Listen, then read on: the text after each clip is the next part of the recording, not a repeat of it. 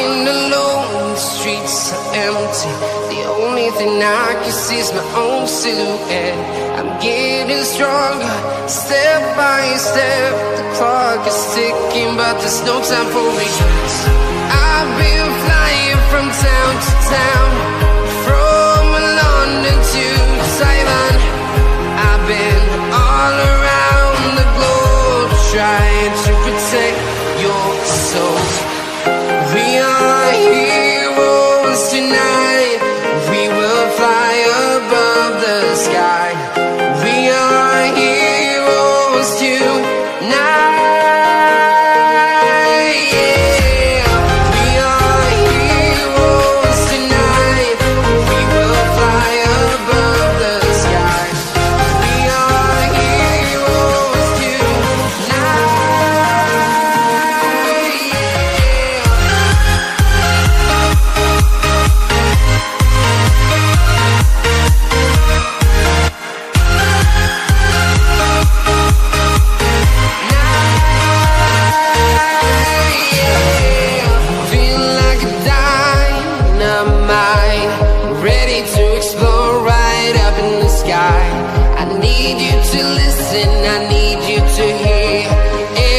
Show any fear. I've been flying from town to town, from London to Taiwan. I've been all around the globe, trying to protect your soul. We are heroes tonight. We will fly above the sky. We are heroes tonight.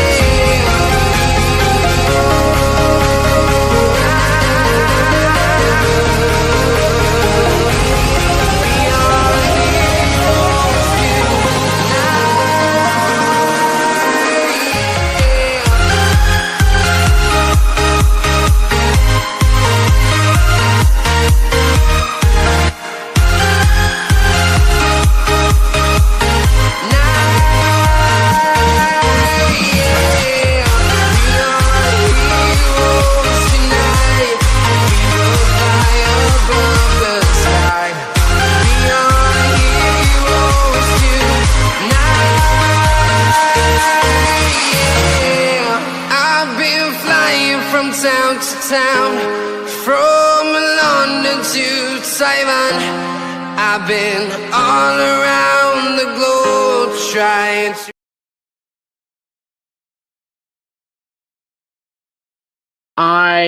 I have just cut the intro there slightly early because we have some breaking news in the fact that obviously Italy have beaten England in the Guinness Six Nations for the first time in Guinness Six Nations rugby history. Currently, we have Wrexham 2, Chelsea 2 with 10 men. There is a lot to preview. There is a lot of information to be dished out here in this 8 o'clock kickoff between Newcastle and Manchester City.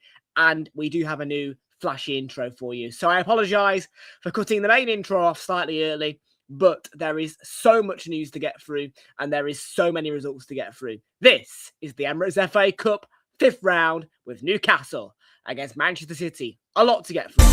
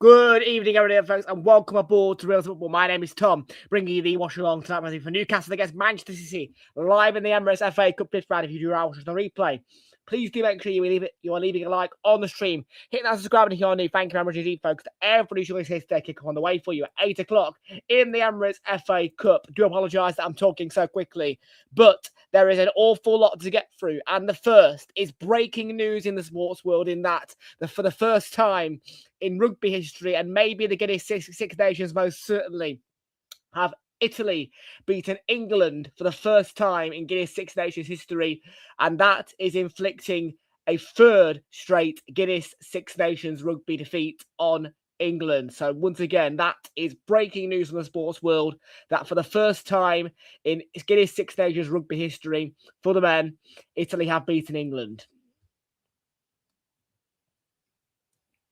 And it was a 23-18 scoreline.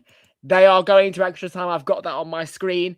You can watch this one, though, on TNT Sports 1 HD or TNT Sports Ultimate. I told you that there is a lot to get through, everybody. So chat, keep popping away. But it is time, folks, for your scores flash. And the first one is, yes, Derby County have beaten Sheffield Wednesday by 2-1 at Pride Park Stadium. Let's get through it then. So, Blackburn Rovers drew 1-1 with Portsmouth today at home. A late equaliser from Hayden Carter after Connor Ogilvie got the opener for Portsmouth for Blackburn Rovers at Ewood Park. 3-1 win at the MKM for Millwall over Hull City, which might kill off any promotion hopes for Hull. And the final nail in the coffin put in by Joe Coburn. And it was a comeback from Millwall.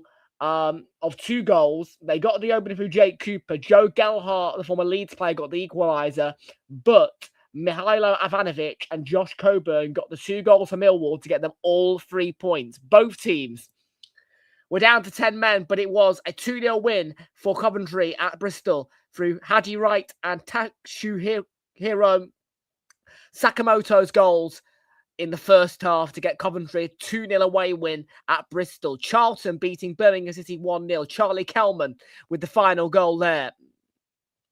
And it was Matthew Clark who sealed the deal in the first half for Derby County over Sheffield Wednesday in a 2-1 win at Pride Park.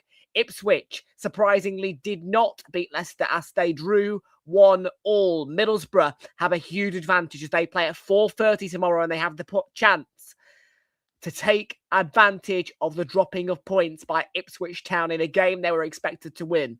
Sheffield United have dropped points against West Brom. They got the opener through George Campbell opener, but George Campbell, after his own goal, got the equalising off of West Bromwich Albion on 83 minutes, and it finished 1-1 at Bramall Lane. Swansea City at the Swansea.com had beaten Stoke City 2-0. And Stoke were down to 10 men as well. Liam Cullen with that final goal for Swansea at the Swansea.com.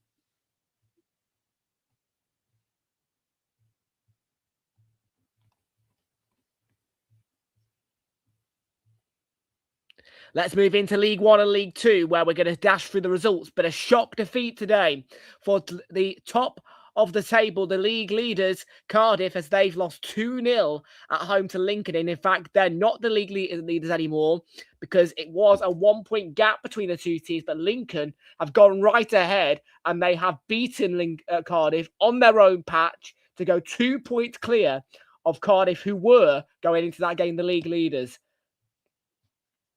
Huddersfield have beaten Rotherham 1-0 at home. Barnsley got a 2-1 win over Exeter. Blackpool drew 1-0 with Wigan Athletic. Bolton Wanderers getting a 3-2 win over Wycombe Wanderers. Bradford City were down to 10 men, but beat Leyton Orient 2-1. A 1-0 win for Stevenage at Burton Albion. Luton beaten 3-2 at home by Reading. And postponements for Peterborough United and Port Vale, as well as Stockport County and Mansfield, due to the Emirates FA Cup participation of those 2 teams. Port Vale, remember, live on Realltom Football, go against Sunderland at 1:30 tomorrow. Plymouth Argyle got a 2-1 win over Doncaster Rovers, and in League Two, Grimsby drew 1-0 with Bromley. Salford beating Barnet 2-0. Accrington drew 1-0 at home to Cambridge United. Bristol Rovers beating Crewe Alexandra 2-1 at home. A 3-2 defeat at home to Shrewsbury. For Chesterfield at the SMH Group Stadium. Crawley drawing 2-2 with Swindon. 1-1 draw for Gillingham at home to Fleetwood. Massive win for MK Dons as they beat Harrogate 4-1 at home. Colchester United winning 2-1 at Newport. Oldham getting a 3-1 win against Mike Dean's Tranmere Rovers. And Notts County beating Walsall 2-1.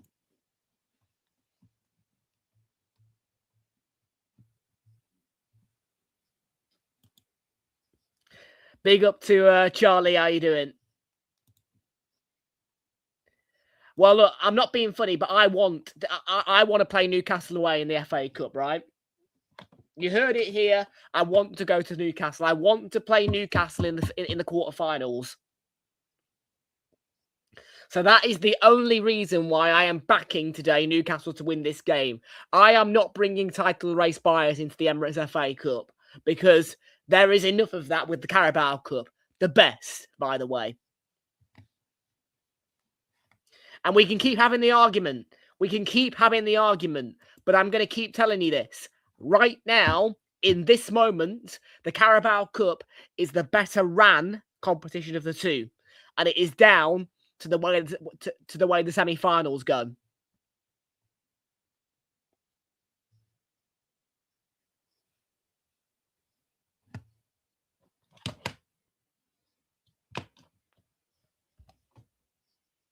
Oh, I see. I understand now why the Bluetooth ain't collecting.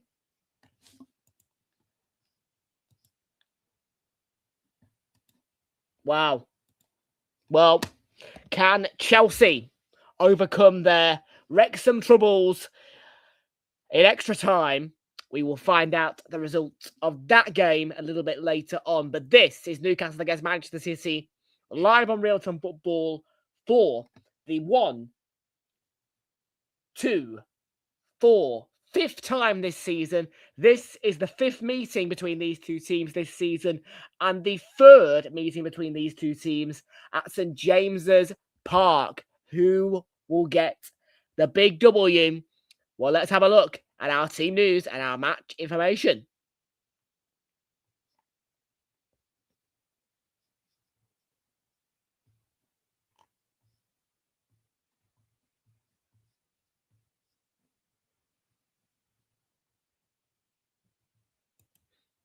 Just a reminder, Arsenal getting that win at Mansfield earlier in the day, and it was Noni Madueke and Ebere Eze with 2 absolutely brilliant strikes. I mean, the performance, Charlie, was absolutely abysmal, I thought, from us. And obviously, I do apologise, by the way, because the fan cam got stuck in uploading. So the fan cam was recorded at 2 o'clock today, but it hasn't been uploaded till about 6, 7-ish tonight, and I can only apologise to you all for that. The fan cam should have been up at 3 o'clock. It's now up at 7 o'clock, but it is there, and I have explained my thoughts on that game. But performance terrible. Fair play to Mansfield. However, the 2 goals by Eze and Madueke were brilliant in our 2-1 victory at the One Call Fieldville Stadium.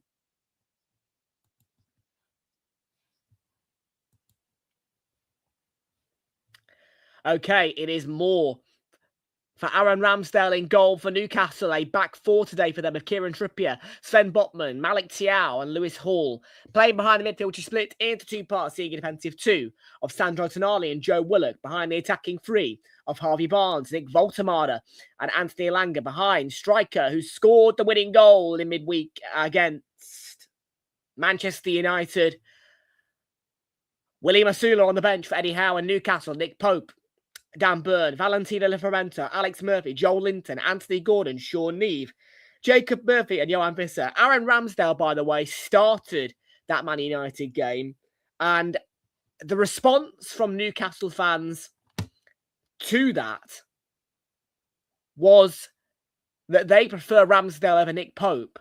So could there be an ending for Nick Pope at Newcastle?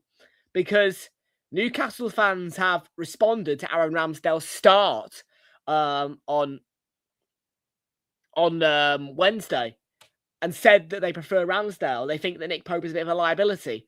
So maybe, is there a shift? Is there going to be a goalkeeping change at Newcastle? Do we know? Is Ramsdale going to be the number one? What are we all thinking on that? Because I mean, I read a few comment sections, and yeah, there were quite a few comments almost against Nick Pope and in favour of Ramsdale. And there was a clip, of course, of Ramsdale talking to the reporter and explaining that he was informed the morning before the game that he was going to be started over Nick Pope. So I don't know. I mean, it's a bit of a precarious situation, but obviously my football club have done it one or two times with Ramsdale and Raya.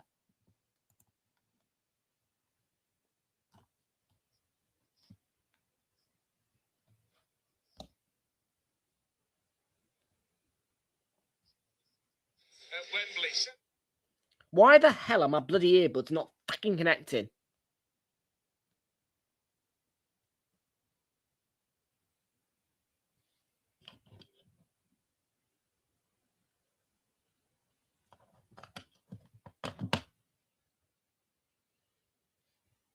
By the way, right, anyways, Manchester City have got James Trafford in goal for them. Back four.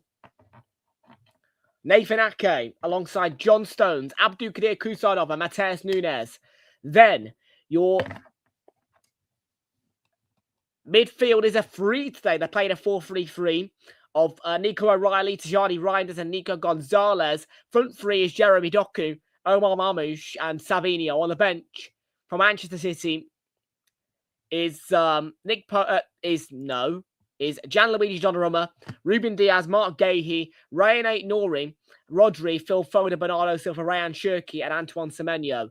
Josko Gvardiol, Matteo Kovacic, Nico O'Reilly, and Max Elaine all are in the... Well, Josko Gvardiol and Matteo Kovacic out with injury unspecified. Nico O'Reilly and Max Elaine, doubtful Nico O'Reilly has made the starting 11.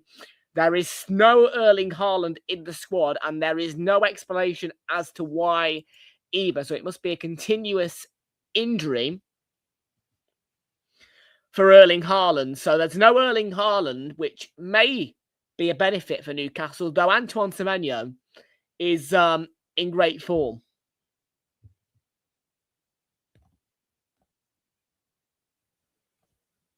Is it? Well, I'll tell you what, we're gonna allow Fraser to give us the goal alerts on this on the Chelsea game, because obviously it's gone to extra time between those two sides in that 5:45 kickoff at the Wrexham Stadium in a FA Cup round 5 tie between Wrexham and Chelsea. That is 3-2 to Chelsea according to Fraser in extra time. And that one, if you do want to give it a watch, will be live on TNT Sports 2 HD for anybody who is wanting to give that game some viewership. Here, though, on Realltom Football, the full focus will be on Newcastle against Manchester City as these two go face-to-face yet again.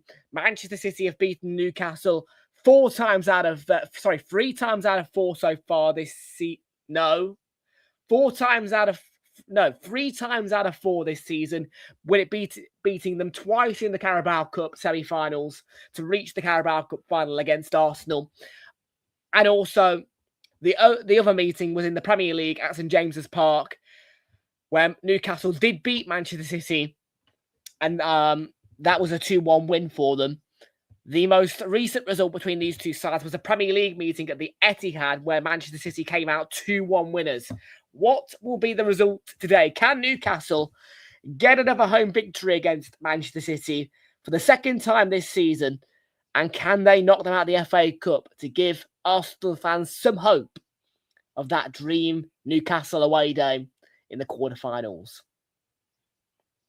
There's plenty of options, and of course, it is Arsenal and Liverpool who are in the Emirates FA Cup quarterfinal stages.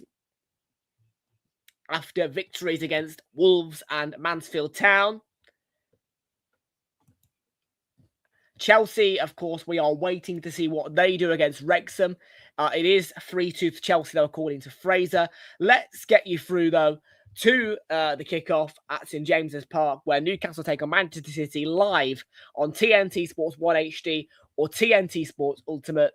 And you can also watch on Discovery Plus. But just a reminder for you as well that for anybody who does watch their TNT Sports via Discovery Plus, that is moving across to a different platform called HBO Max.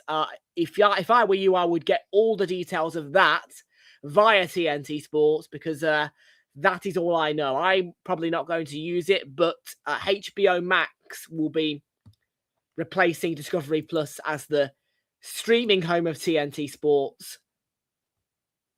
So yeah, I would, if I were you, I would research that.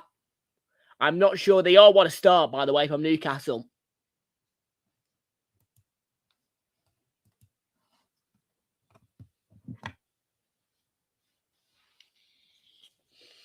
I don't know what the change is all about, by the way, either, as well. I don't have...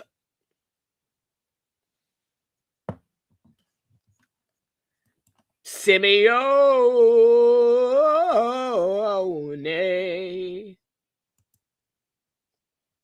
Diego Simeone.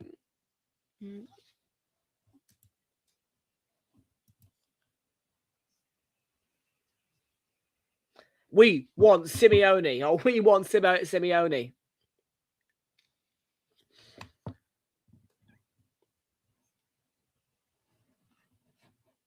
I don't care. I want Simeone. I don't care what ball he plays. I want Simeone. I want Simeone. I do. But I want Simeone. I will trade the good attacking football for Simeone. I want Diego Simeone at my club. Read my lips. I want Diego Simeone.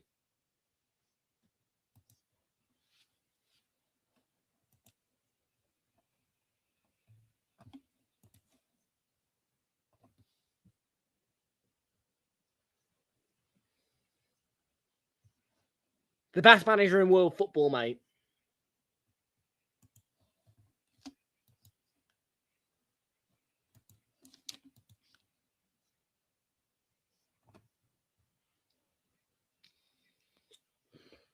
Goal. No. Hit the side netting. I thought O'Reilly had scored then.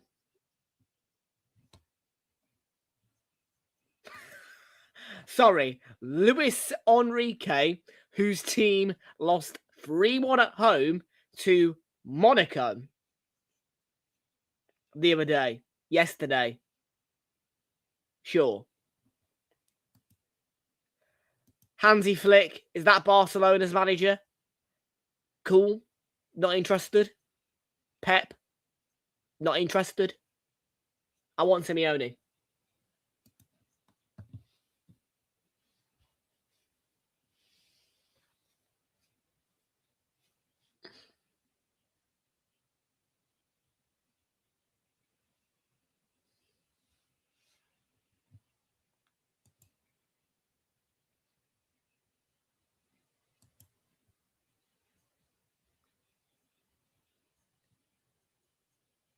Okay. Well, I'm saying no to Luis Enrique. I am saying no to Hansi Flick. And I'm saying no to Pep Guardiola. Diego Simeone is the man for Arsenal. At least in my view.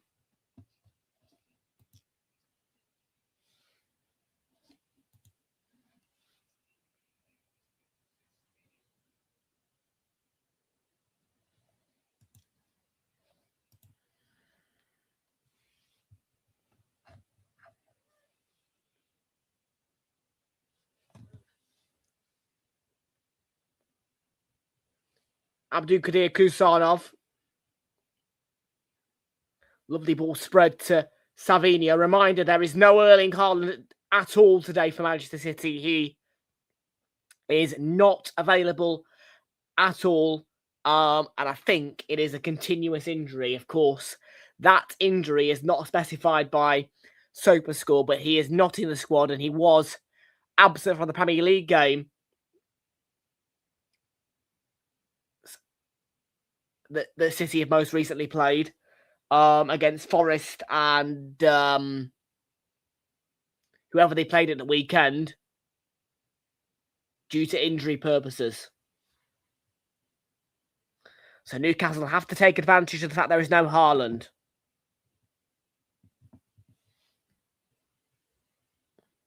You've also got no Rodri in the team either for Man City today. I'm not sure if he's getting a rest or he's injured.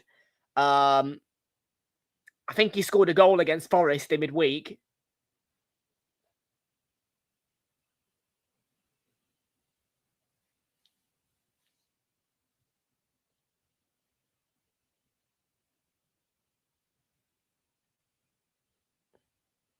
Here's Elanga for Newcastle. And he's got speed. And has he won the foul there? Taken down. Tijani Reinders deemed to have won the ball cleanly. And by the way, I think the FA are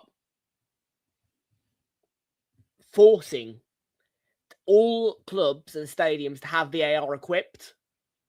Because, I mean, there was a mention of it by Sam Matterface in the Mansfield Arsenal game. And Wrexham's racecourse ground has been fitted with a monitor for VAR. So, I don't know what's cracking off there, but it appears as though it's a requirement for VAR to operate in the FA Cup fifth round in all grounds. So I don't know how that's worked, if the clubs have come out of pocket or if the FA have paid for it.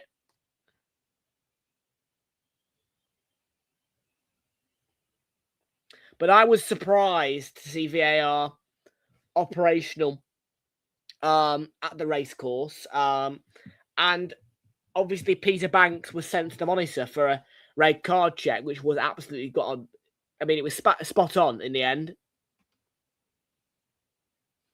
You know, in the end, the right decision was made. But should these clubs should these clubs be forced to have this VAR equipped into their stadiums for? I mean, neither one of Wrexham or Mansfield may ever use the VAR again.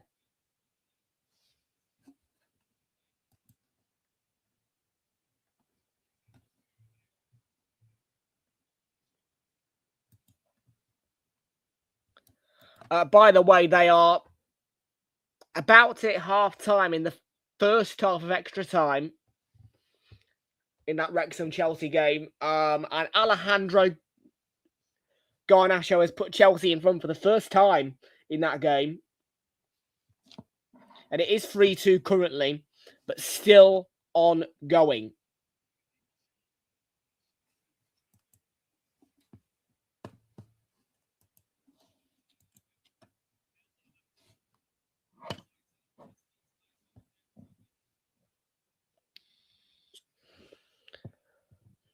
We are almost 9 minutes through this match. We're about to hit the 10th minute. It is 0-0. And Man City have probably been a bit more forward facing, but Newcastle have had chances too, and they're currently holding the ball in Man City's half. And there is Sven Botman with the ball for Newcastle. And Harvey Barnes just, I think, nudged off the ball there by Savinho.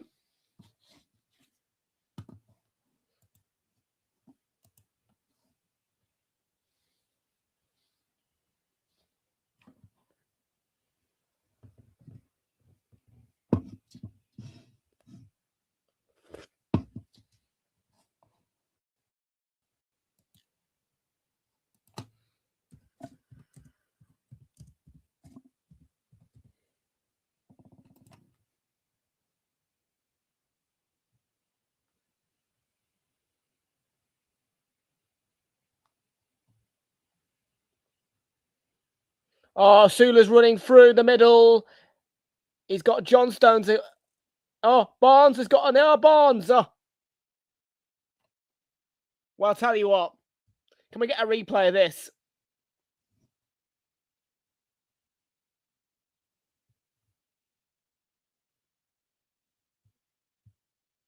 Brilliant. I tell you what. That's a chance. Thank you for squirting me in the face, Cam. What a chance for Newcastle. What a chance. And how, you may ask, how are they not in front?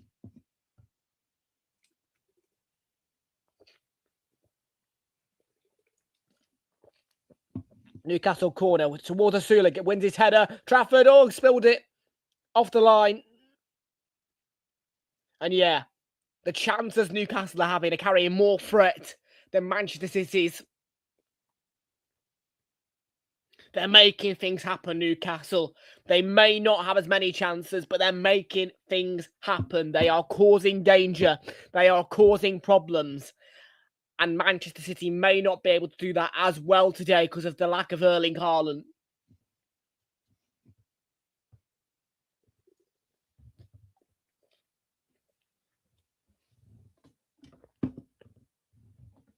The early signs are telling us that Newcastle have got that cutting edge. And when you've not got Erling Haaland in your team, it can be an issue. And could it be the difference between these two teams today? Again, I mentioned it earlier in a completely different format. Quality over quantity. If you're Man City, you might have the larger quantity of chances, but Newcastle can have the less quantity, but the more quality.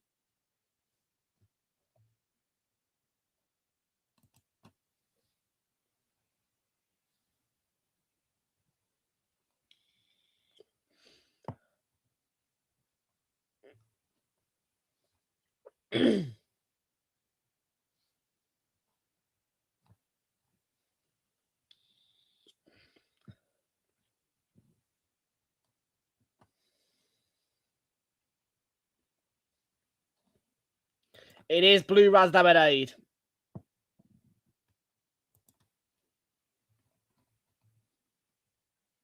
So yes, I'm just getting the information.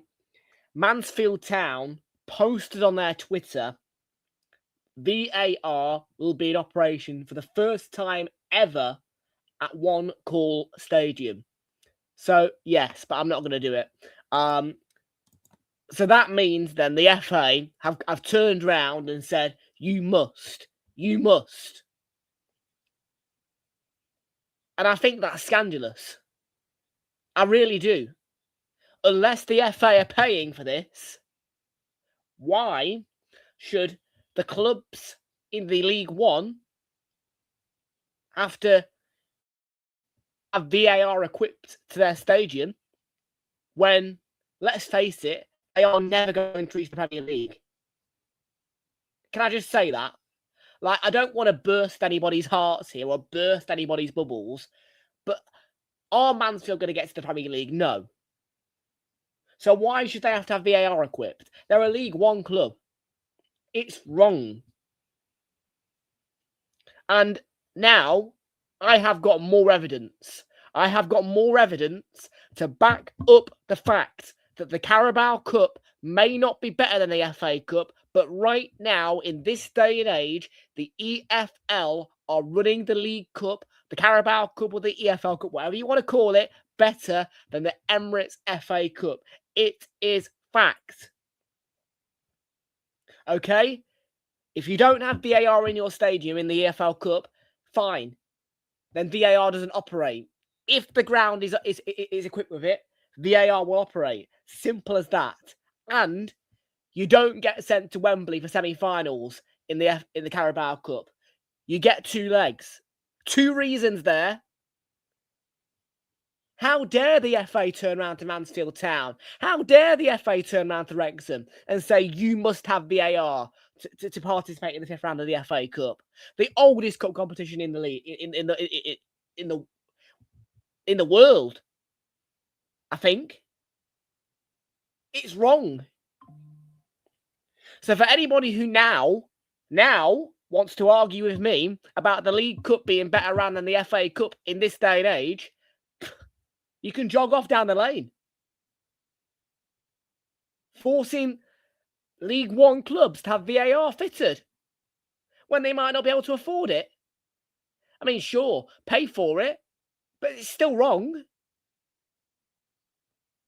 Make it make sense. Be inclusive. Can you imagine having to do that to Macclesfield if they got through to the 5th round? I mean, okay, Macclesfield might one day have that glory day. They might reach the Prem. But it's not the point. You don't force clubs who don't need it to have VAR. Because that one call stadium may never need VAR. Wrong. The racecourse for Wrexham. As much as Ryan Reynolds has got this dream with Wrexham to get them to the Prem, they may never reach it. So again, you've wasted your own money, the FA. You've wasted your money, and you've given a stadium that doesn't need the equipment.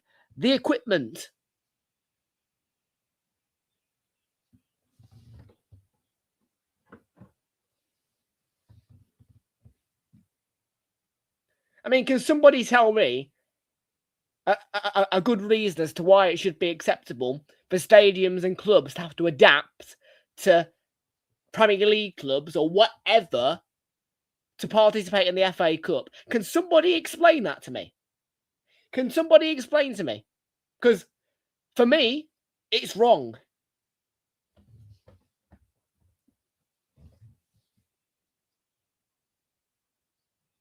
So yeah, it's settled. The Carabao Cup is better ran than the FA Cup. No negotiations, no nothing. All right? It's in plain writing. It's on the wall. Yes, the FA Cup may be more enjoyable. Yes, the FA Cup is the better competition. But right now, the EFL are running their cup competition, the Carabao Cup, better than the FA are running the oldest cup competition in the world.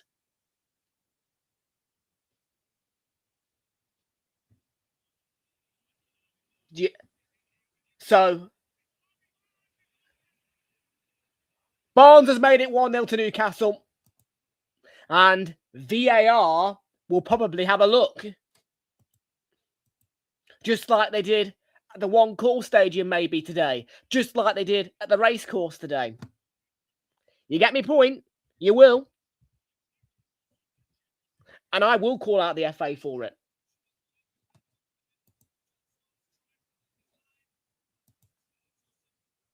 Because I don't back it.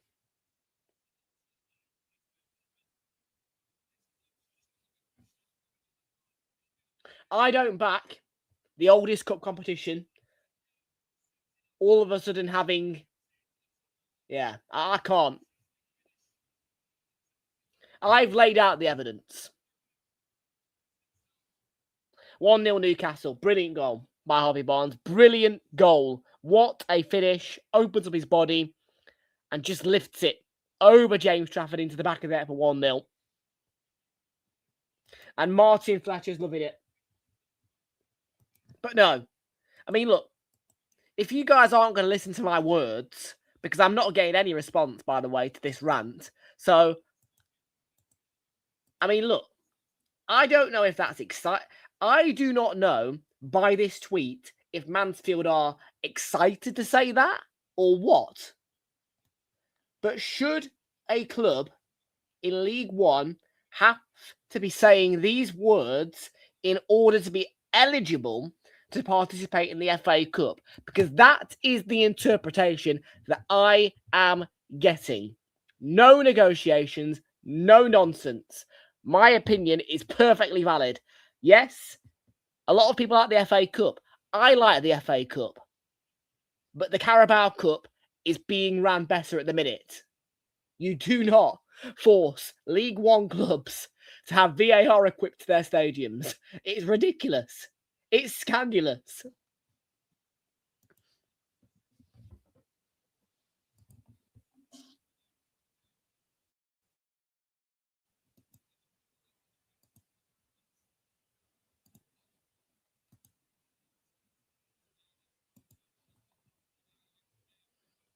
Well, this is serious. If people think that the FA Cup is being better run than the League Cup, you can think again. The semi-finals are a fucking disgrace, and now that's a disgrace.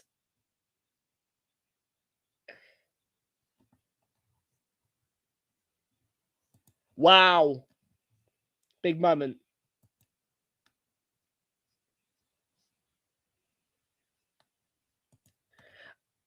Look, I'm not here to deliver bias. I am here to deliver facts. My personal preference at the minute, anyway, is the Carabao Cup. But I'm looking at it from a point of view as which competition is being better ran, which competition makes me get excited, particularly towards the finals. The Carabao Cup does.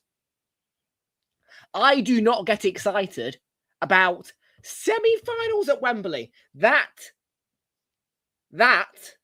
has to go. Throw it in the bin.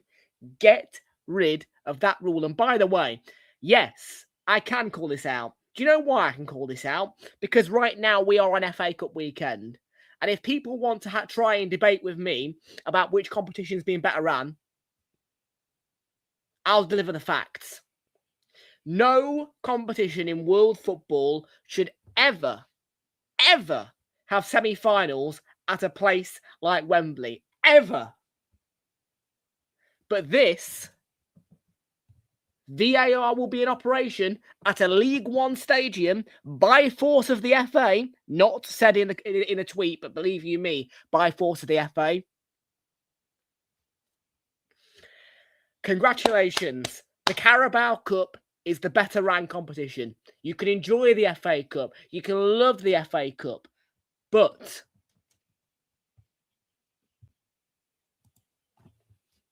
semi-finals at Wembley, forcing clubs to have VAR fitted to their own stadiums, their property, to participate in the fifth round of a competition which they've earned their place in. Our alarm bell's not ringing in that head. I mean, look, this is a game where, to be fair, none of what I'm saying really applies other than the semi-finals, but obviously, most certainly, to Wrexham, to Port Vale tomorrow. Oh, yeah, it applies to Port Vale tomorrow.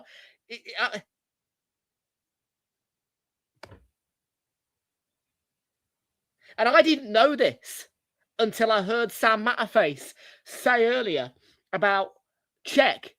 He didn't mention the word VAR, but I heard the word check. And then in the Chelsea game, when I was watching it earlier, as I was setting up for this game, I saw the VAR, Peter Banks go to the monitor, and I'm like, what? Like, sure. Okay, fine. If you come to the Premier League, you are aware and you know that you are going to have VAR fitted to your stadium. So, on that basis, any ground that has been in the Premier League and been already fitted with VAR, fine, use it. But don't just go around crawling. I mean, Fraser, come on, join in with this, because seriously, this is an issue.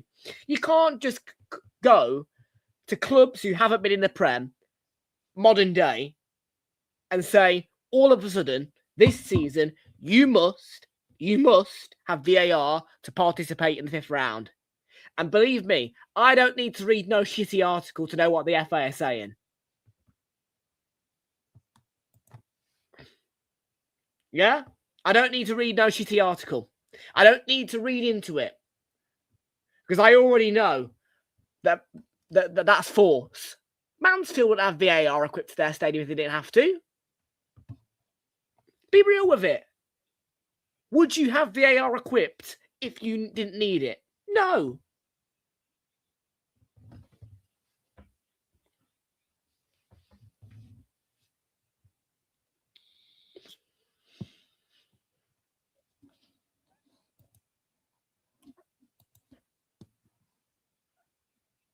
I'm going. And by the way, as much as I've said, I won't read into it. I will read into it because now, I want to find out exactly what the financial deficits are for these clubs. I want to know the ins and outs. Has it cost the clubs? Okay, that's what I want to find out. Because if Mansfield Town and Wrexham have come out of pocket, and Port Vale tomorrow, to have VAR fitted, how on earth can the FA hide from that?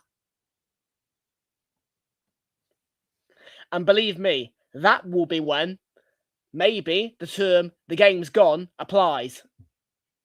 Because the game's gone if you are forcing clubs to pay for VAR, which can cost a fortune, to participate in the world's oldest cup competition in the 5th round. And you're talking about League One clubs, maybe even a League Two club in Port Vale, I'm not sure.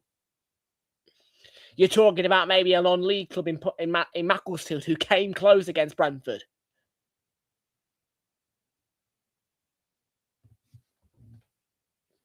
Last year, it could have been Maidstone, although I don't think the rule was in there last year.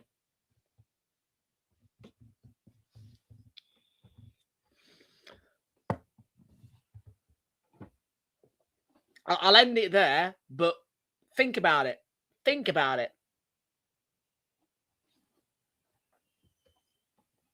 Is that how you want the world's oldest cup competition to be ran?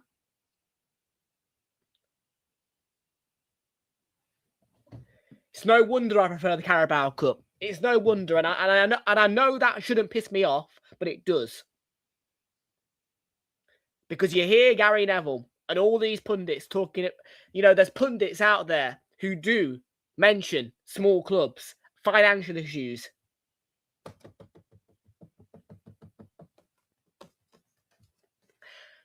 Alarm bells. Get them ringing in your head.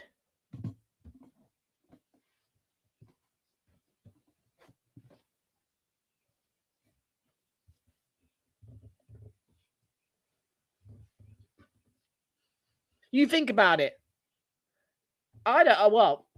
You think about it. Gary Neville may mention this because let's face it, if his Salford get to the 5th round of the FA Cup next year, oh, hang on a minute, they're going to have VAR fitted.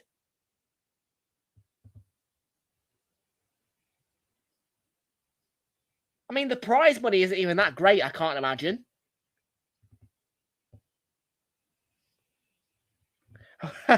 You watch. If Salford get to the 5th round of the FA Cup next year, I can see a big Gary Neville rant come in. Because of the VAR.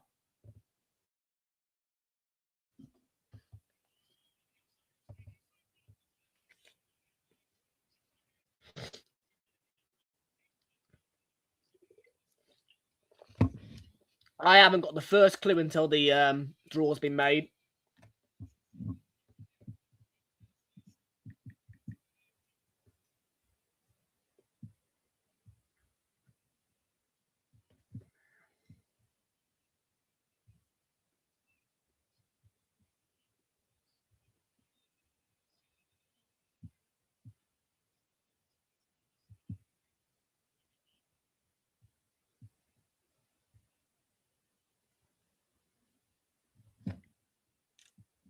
I haven't got the first clue until the draw's been made, but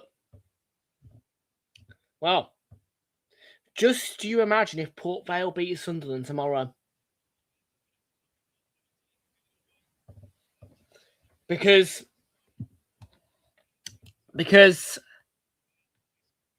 as far as I'm aware,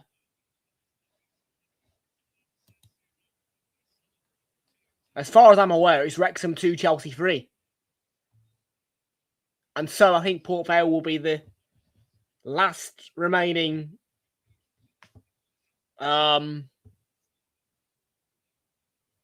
non-championship or Premier League club.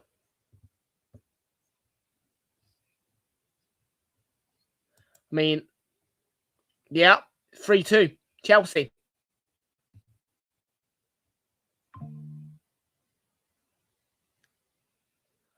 And that leaves Port Vale and Norwich. That's all that's going to be left out of the FA Cup, out of the oh no, sorry. So we've got, hang on, sorry, we've got Port piss off notifications. I'll talk to you later. Right. So we started with 1, 2, 3, 4, 5 clubs outside of the Premier League, 2 of which are outside of the top 2 English divisions. We have lost 1 of those teams. Tomorrow, there will be only 3 of those 5 teams left, unless we get a dramatic Wrexham equaliser.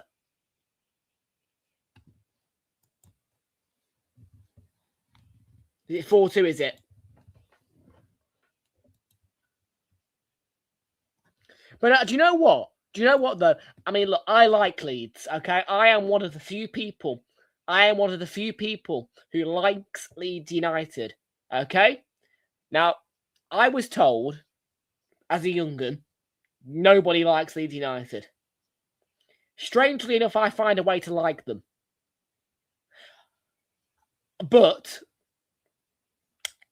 in terms of the FA Cup draw, I would be all in favour of Norwich beating them tomorrow. And it's for one reason. And Fraser's going to know why. Because I probably will attend Arsenal's quarter-final in the FA Cup. And it's Carrow Road is one of those places that just absolutely screams at you as an amazing, Fraser, amazing away day. And I know it because I've been there before. It's amazing. Really good for the fans, really convenient, really easy. So again, I like Leeds, but I mean, Carrow Road is never going to be an away day that I would complain about in a million years. It just is a good stadium for football. It's well located. It's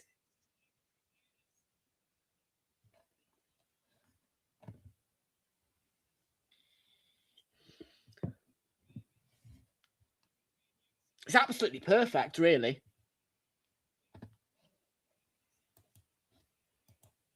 And just like Wolverhampton, everything's walkable. And Fraser's going to tell me now Wolverhampton isn't fully walkable, but well, I find it walkable. Norwich most certainly was walkable.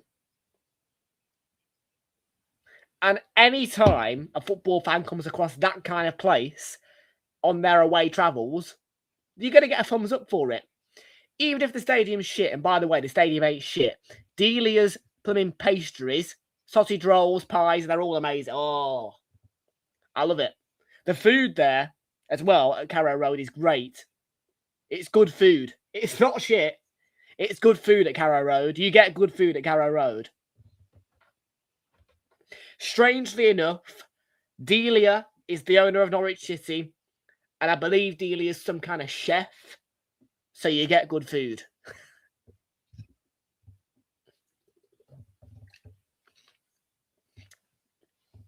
And it was good food. That sausage roll was one of the best sausage rolls I've had in donkeys.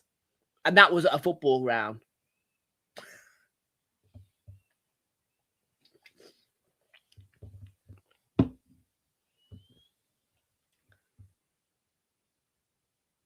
Yeah, don't talk to me about Molyneux's food. Because I actually bought food at Molyneux, would you believe? Yeah, I bought food at Molyneux. I don't buy food at stadiums. But I decided to treat myself. The sausage roll tasted like cardboard. It was literally like eating cardboard with a bit of meat in it.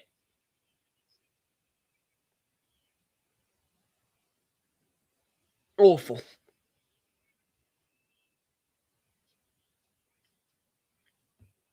And I was a little bit disappointed by Brighton's away end hospitality in the beginning, because when I visited Brighton in pre-season with Luke for the Wolfsburg game, I came across these wonderful tap, enter, pick up, walk out. In other words, you tap your phone onto a card reader, a gate opens, you pick up, you take away. No checkouts, no queues, just go through the gate, the cameras track you, boom, all done, nice. That's not existent in the away end. So, I did not have any food at the terrace, which is Brighton's fan zone, if you like, outside the ground, which, by the way, looked pretty good food as well, because I was expecting this self-serve, walk in, walk out, go through the gate stuff to be in the away end, but it wasn't. However, the away fans did not notice a pizza bar at the very, very far corner of the away end. It was completely dead. All the other food outlets in the away end were ram-packed, queued up, but I found this little pizza bar, which wasn't being noticed by the away fans at first until I went over, bought myself a pizza.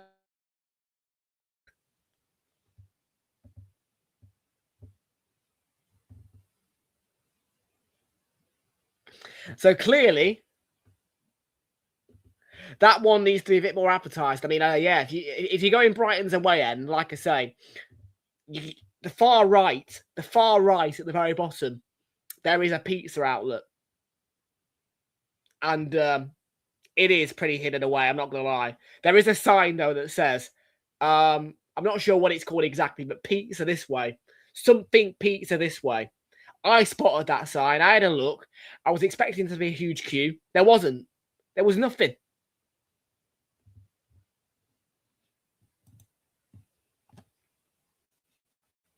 I should be good to see you. Welcome on.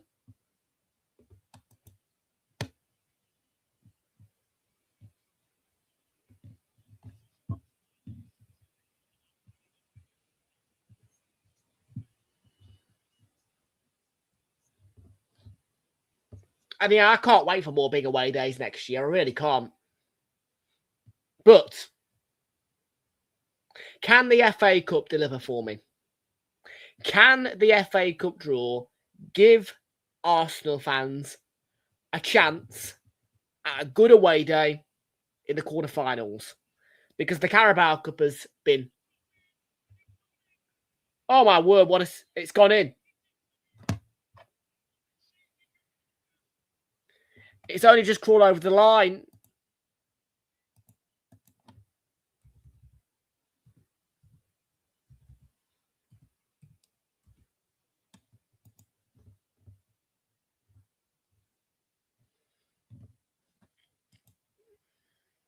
It's 1-1.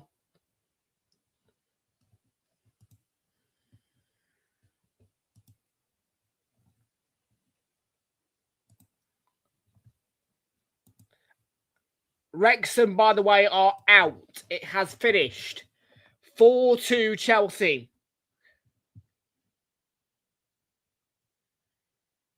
So, yes, in the FA Cup quarter-final draw, which I will be watching, I'm going to be sat there. And by the way, I am out on Wednesday night, on Monday night, I believe. And so I will have to stay off social media and everything else until I get to my location to watch the draw, because I don't want to spoil it for myself.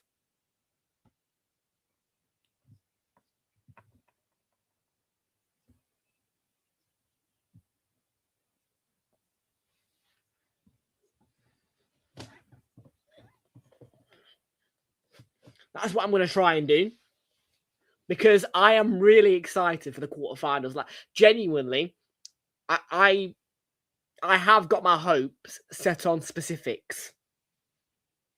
Oh, Reinders drags it wide, pulls it wide even, not even drags it, pulls it.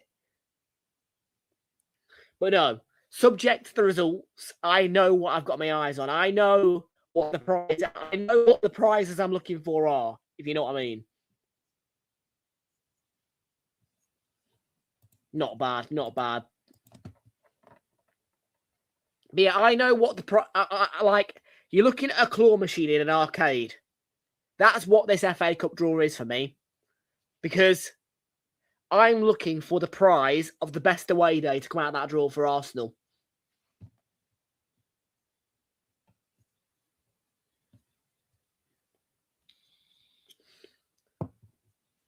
And like I say, my top two picks are going to be Carrow Road and, I mean, out of the teams who remain, Carrow Road and St James's Park are the top two that I would want.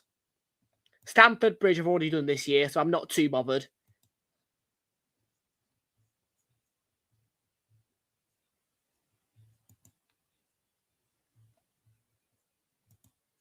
Who else could I pick?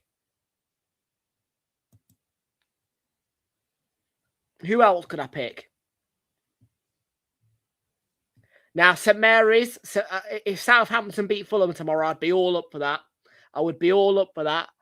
I mean, I've told you before, I do like St Mary's. I did it in pre-season. It was a lovely, lovely evening out. No, Charlie, no. Charlie, no. Charlie, no. Charlie. So, yes, I'm just going to warn you right now. Monday night, I am not live, by the way. And the reason for that is because I was live on Friday.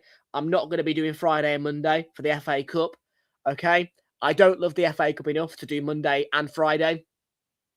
So, do not spoil the draw. Please.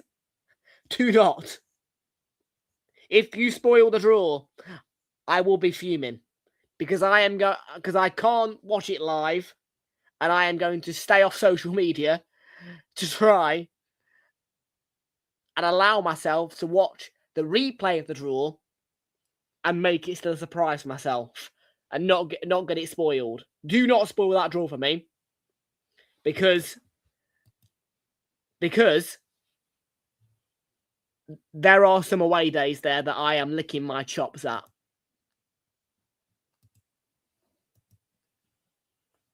And if we get one of them,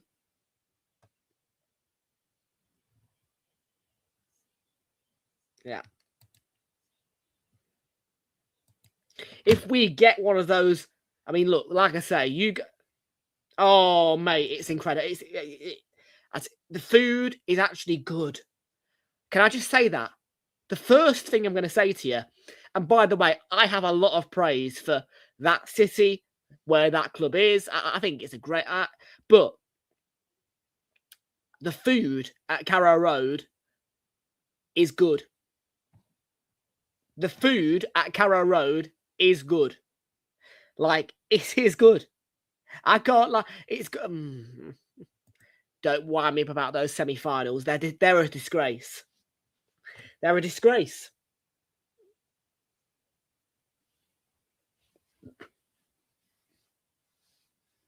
The semi-finals of the FA Cup are a disgrace. But the food is good. Honestly, Delia's food is good. I think she's a chef, isn't she? Let's have a look. Delia. Hang on. Delia. I want to Google her because I'm pretty sure she's a chef. Whatever it is, Norwich's food is good. That sausage roll I had there when I went to Norwich Brighton, amazing. Delia Smith, here we are. Yeah. Cook and TV show host. There you go. So a cook owns Norwich City, and that cook clearly caters the stadium because the food is good.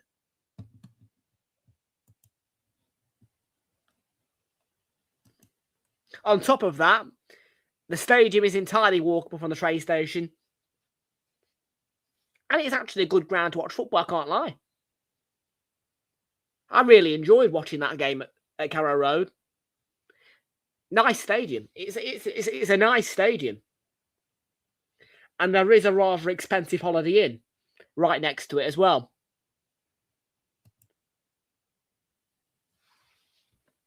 But if I were you, I'd book the Travel Lodge down in the city centre.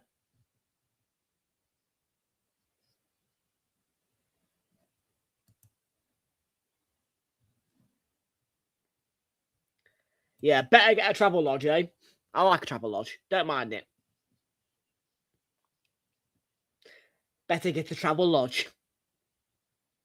Yeah, you better.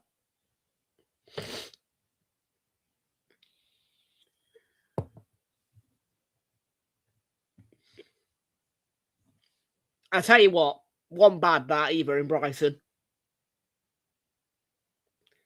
I mean, oh, is there 1 minute at a time? Didn't realise.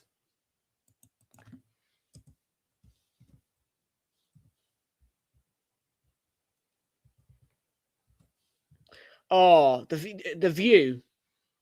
I mean, yes, it was a Travel Lodge, but it was a premium room, and I had a sea view.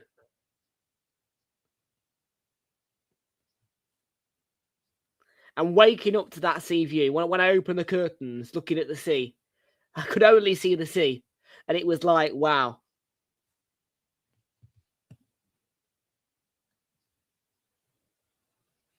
Half time was just gone, by the way, 1-1.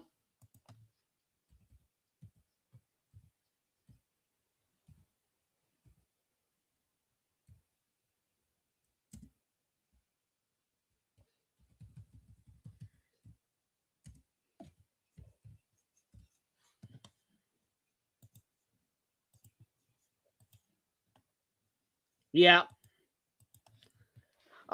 Honestly, though, that was like, I mean, when I woke up that morning as well, honestly, it was like bloody June in March. The sun, I can't describe it to you, but honestly, the sun was shining. It felt like summer when I woke up that morning. It was crazy.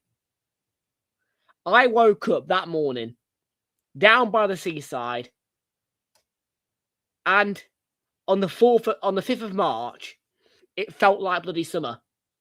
Crazy. I walked out of the hotel, flip-flops, t-shirt, shorts, off I go get myself some brekkie. It was like an actual summer holiday in March.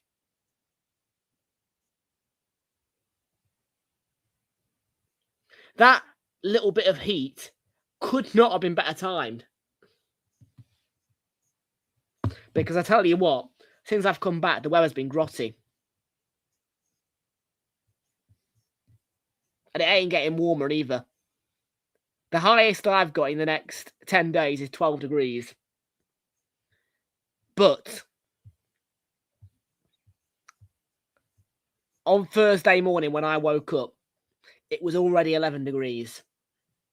And the highs for Thursday were 17 degrees. The hottest day of the year.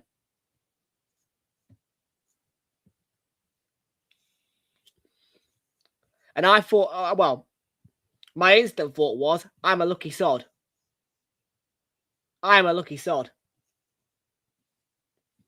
Because had that game been scheduled on the Tuesday, I would have missed that heat by the sea.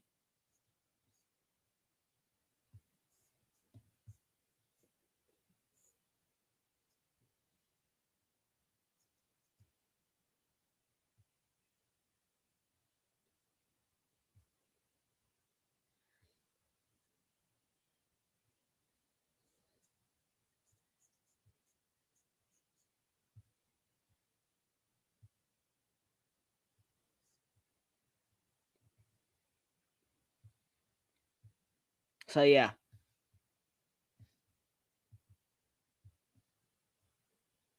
I don't think a lot of people will have noticed it either, really. I don't know about you guys, but I mean, for most people, they will have just seen Thursday as a normal day. But when you are sort of having a bit of a holiday like I was, and you are by the sea, and you are on vacation-ish, and you see the sun shining early morning. You know what I mean? Like,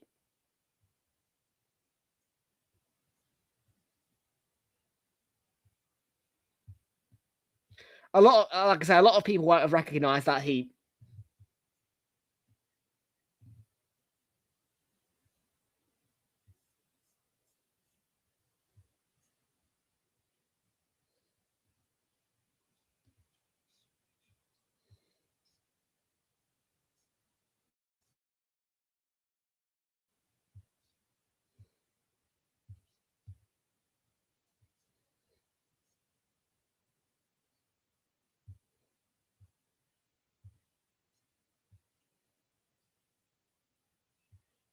So yeah, I'll have more of that, please. Thank you very much. When I go by the sea, because it isn't always that way when I go to the beach. Sadly, sometimes it is cold. I'm about to hypnotize you. What? But I have been lucky now twice with my last 2 planned seaside trips. Obviously, I had the trip to Southport at New Year, which of course I didn't know where I was going, so that doesn't apply. But the weather was not raining, but it was New Year, so you were never going to get a heat wave at New Year.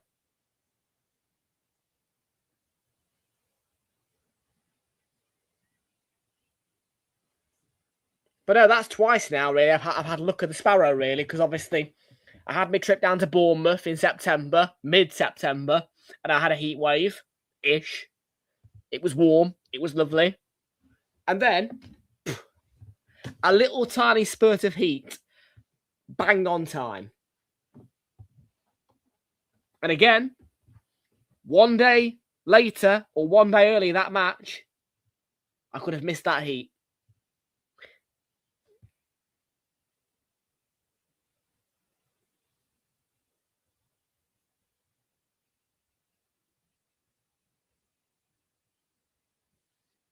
Okay. 1-1 half time in this game, and the pundits are analysing.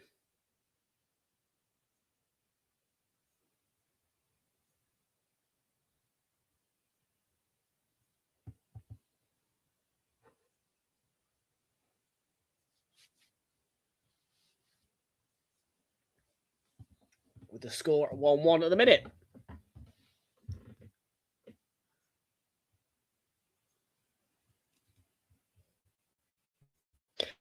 From what I gather as well, actually, the heat of Thursday and Wednesday was only on the east side of England. Apparently on the west it was freezing cold. I got lucky then.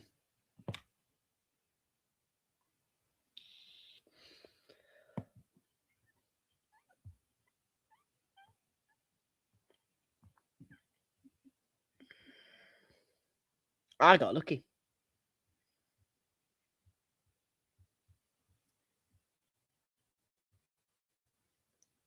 Timing matters if you want heat. Stop putting Stop. Well, what?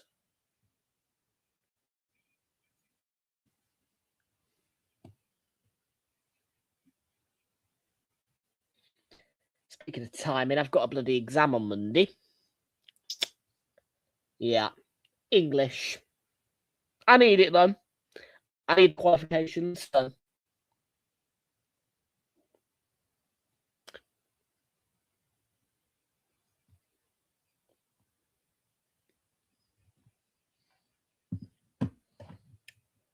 Yeah. And I really don't do well on the reading either.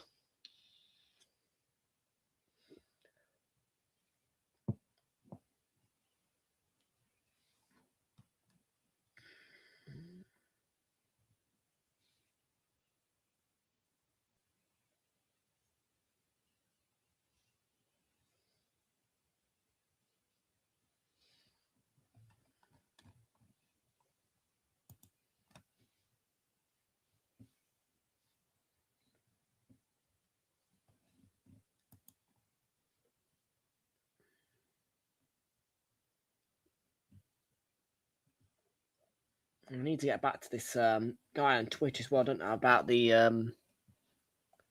what do you do it? Let me have a look, see if I can get it on here, Twitch.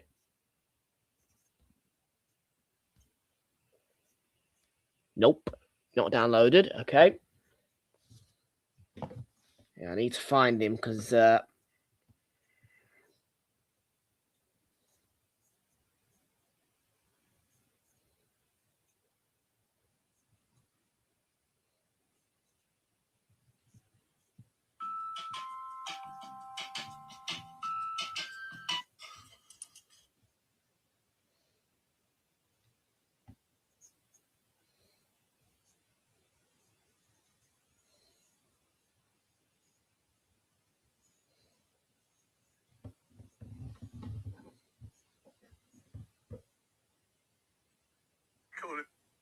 It's easy to get online, but it's hard to build. Don't mind me, I'm just having a preview at the Michael Barrymore videos. He's moved to Devon.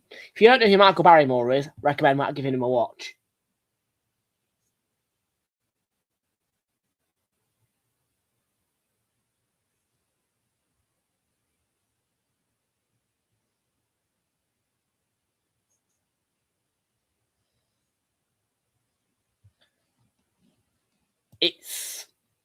I'm not going to rant about it anymore.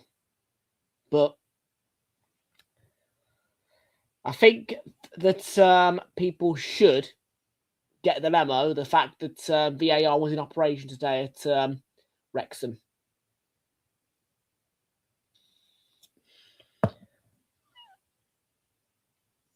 Oh dear.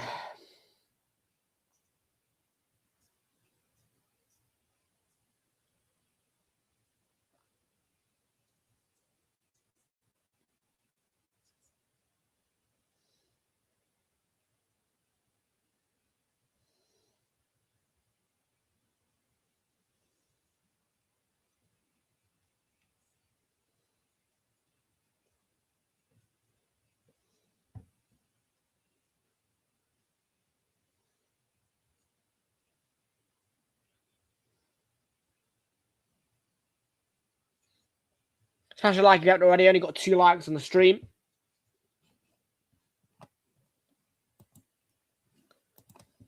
Well, VAR shouldn't be in operation.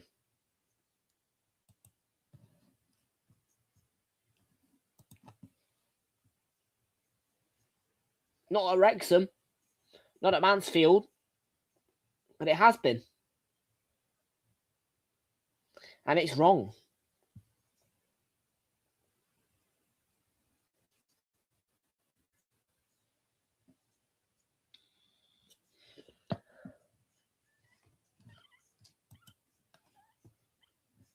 I know. I'm not buying. I ain't got the money. Too late. Too late. Too late. The March money's gone.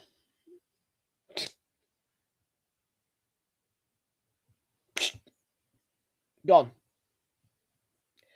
Can't do nothing about it. FA Cup final now.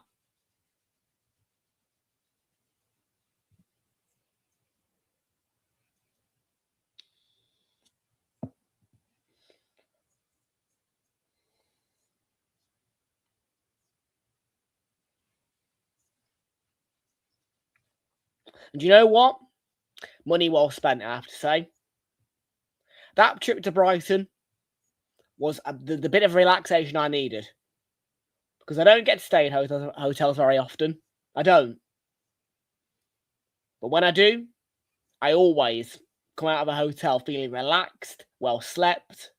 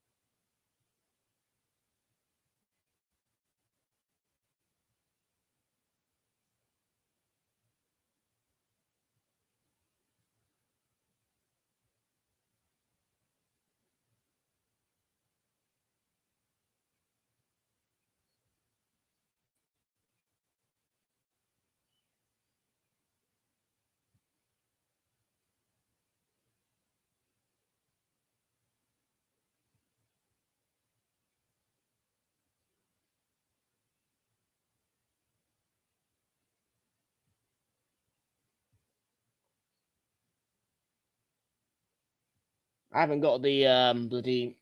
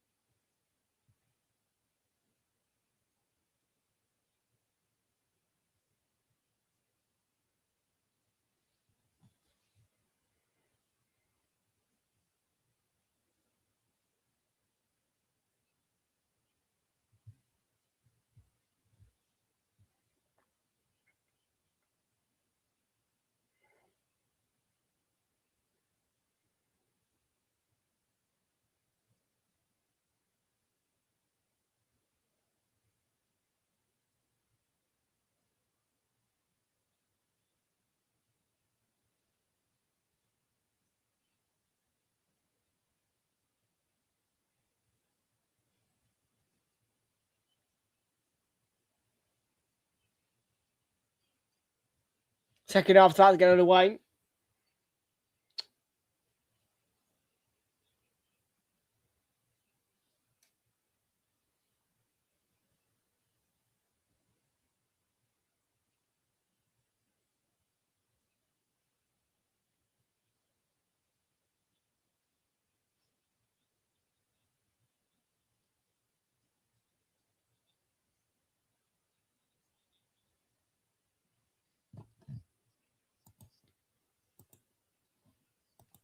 I don't anymore.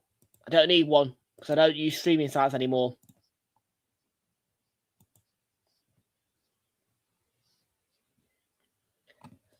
I just use an ad blocker. That's it. Right, second half. Here we go. Newcastle, Man City.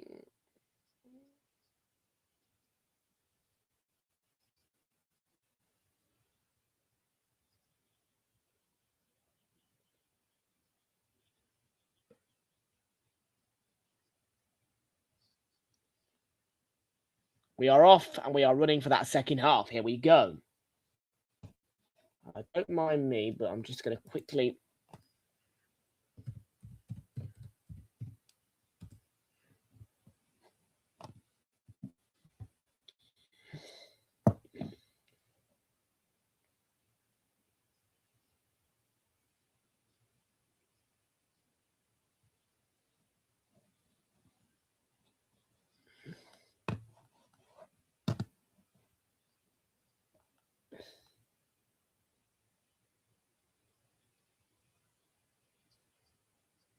Chance early on for City there, Marmouche.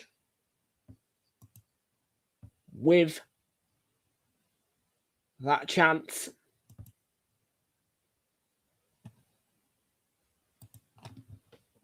Volume.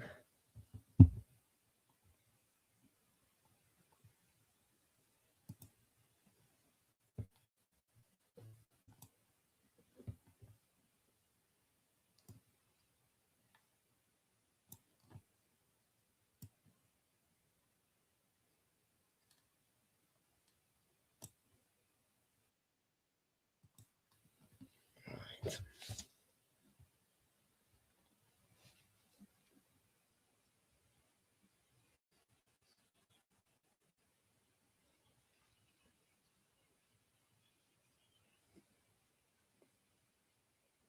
Marmouche has scored. Man City lead 2-1. And they've turned it around quickly. I think Savinho got the first. Marmouche has the second.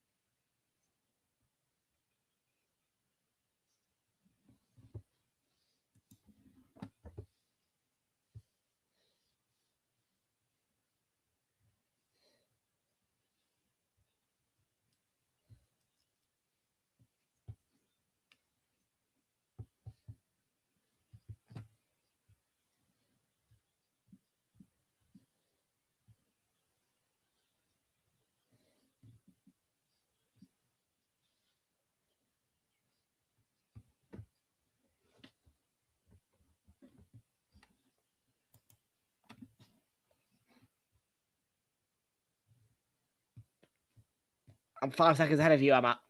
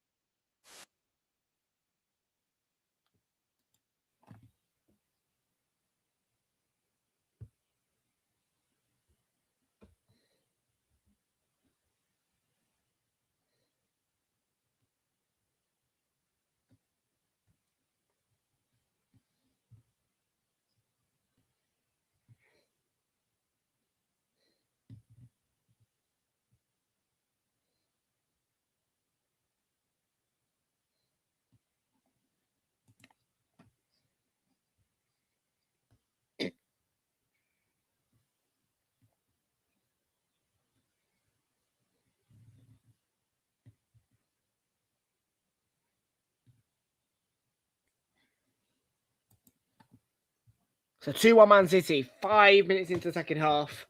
Marmouche with the goal.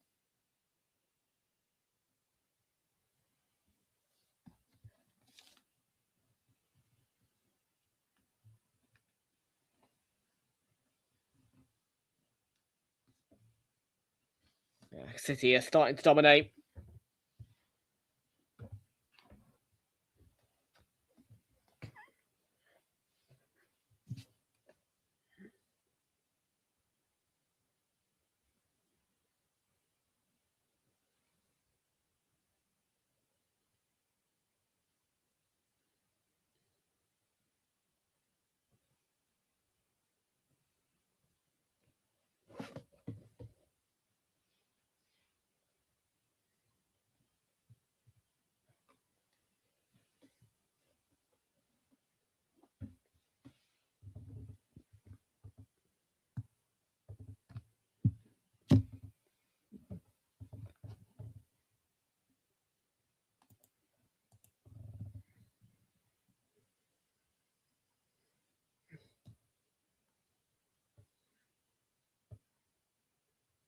Trippier on the ball for Newcastle.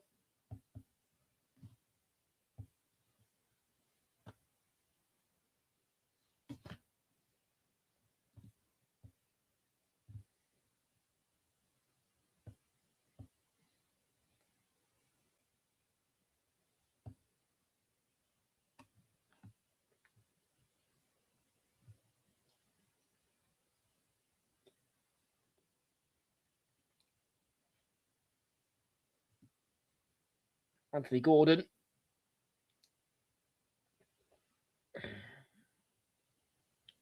Voltamara straight at Donnarumma.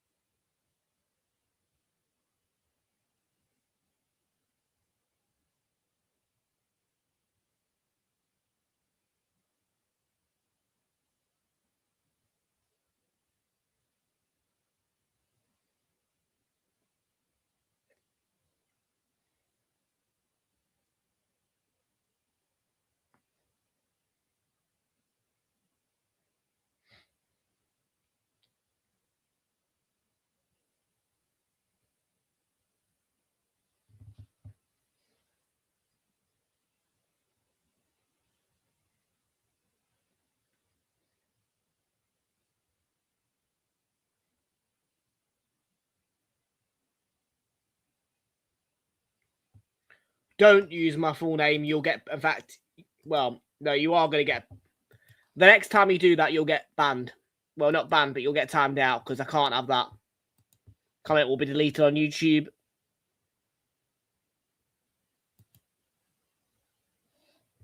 Don't use my full name.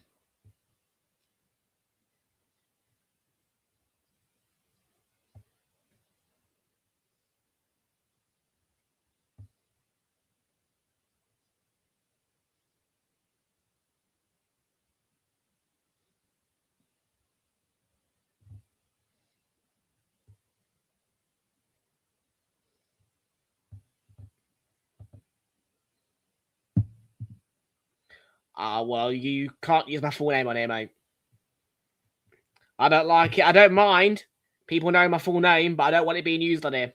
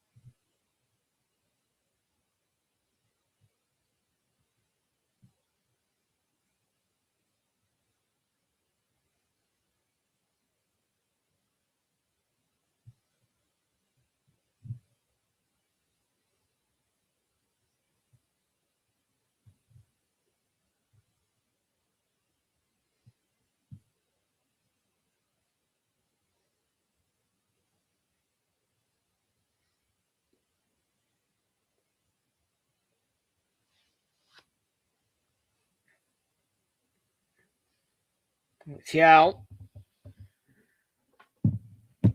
Marmouche with the goal for Manchester City to put them 2-1 up.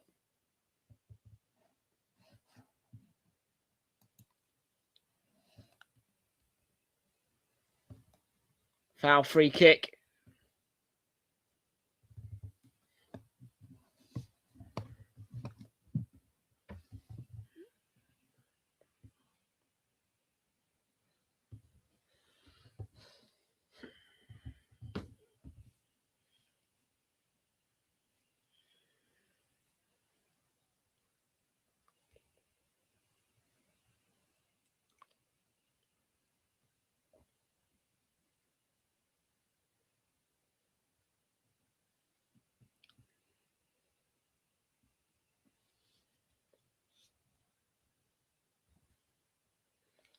Oh, chance. He's over though.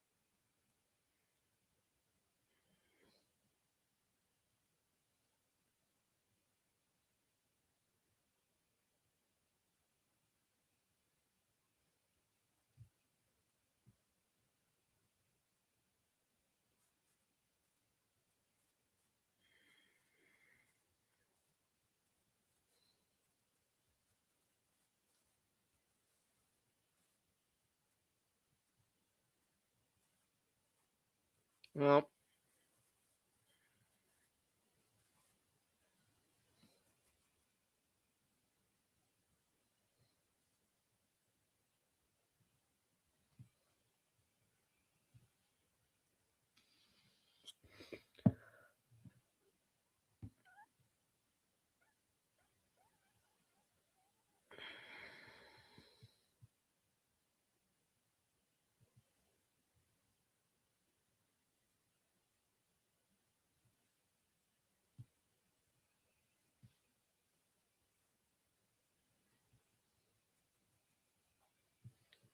Jeremy Doku.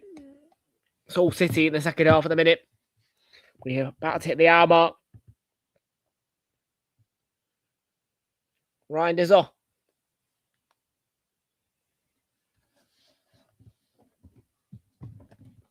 Half an hour to go. And City threatening to get themselves a second goal. A third goal, rather, to put themselves 3-1 up.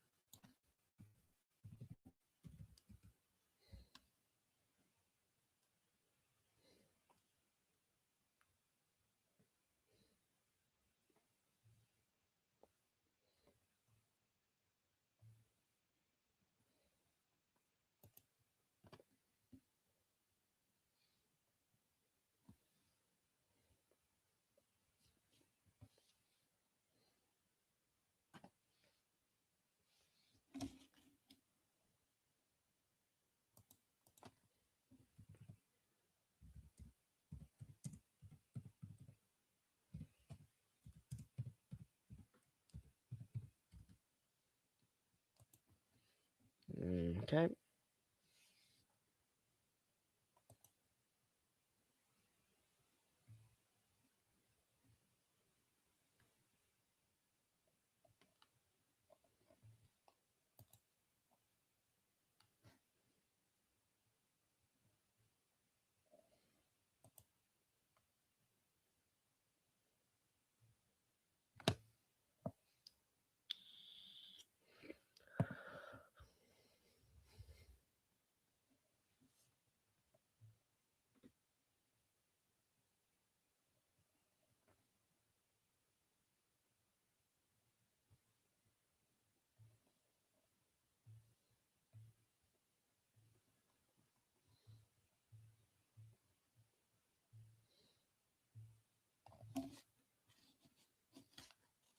Baltimore, a good tackle on Savinio.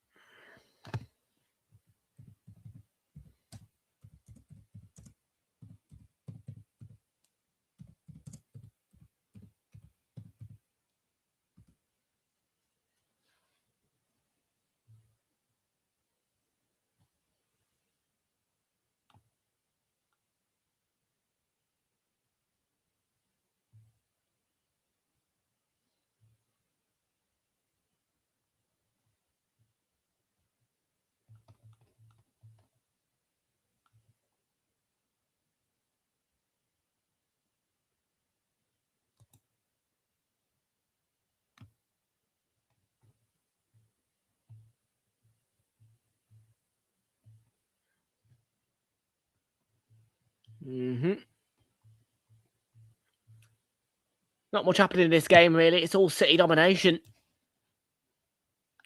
John Stones with a chance. Should have been 3-1. Should have been game over. Terrible second half by Newcastle.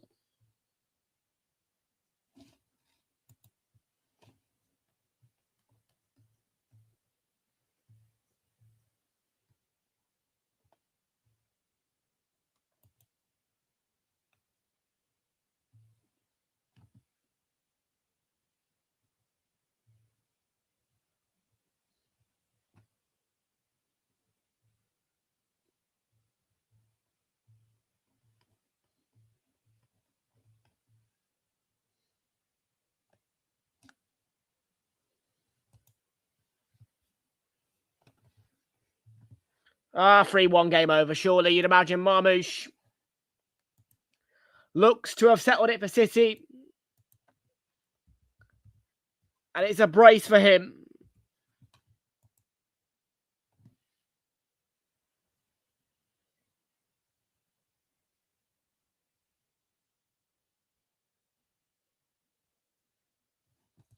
It's a shame.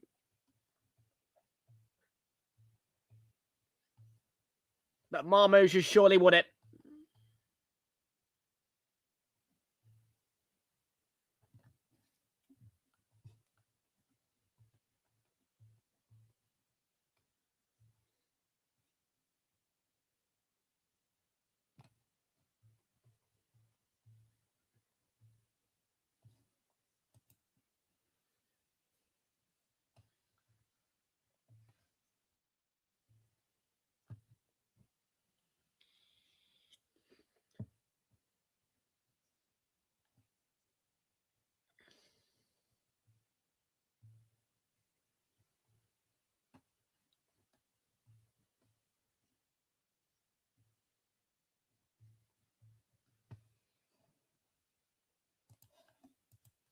So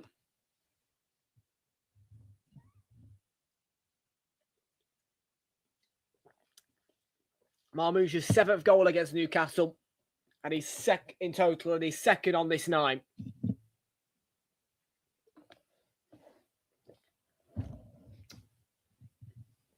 (3-1), and you would imagine it's beyond reach. With 24 minutes to go, there's still time, but they've been toothless second half, Newcastle. They really have, and Doku could make it worse. They pulled it across.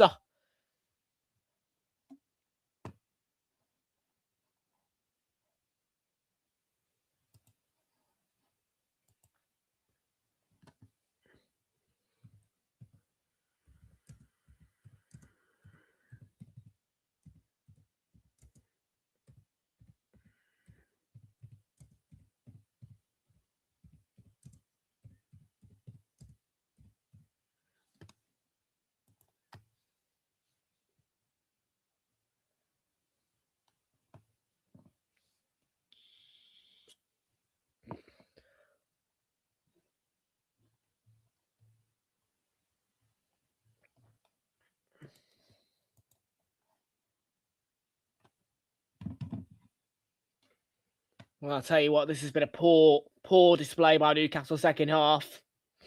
Really has.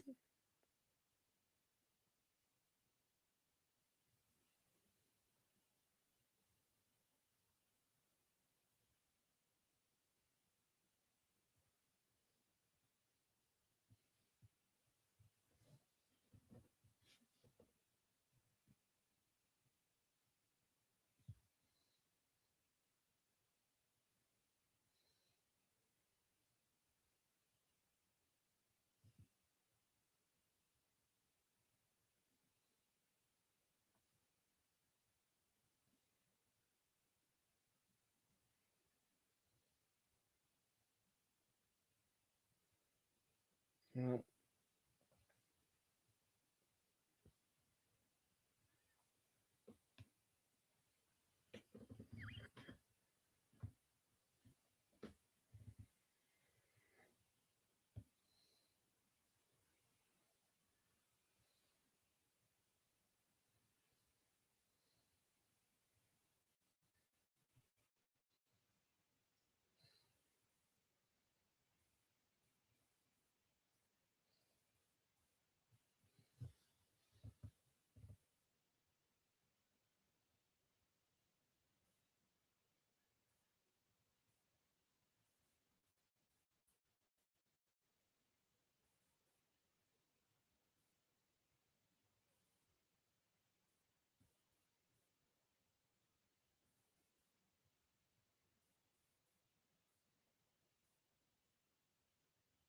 Right, this is boring now.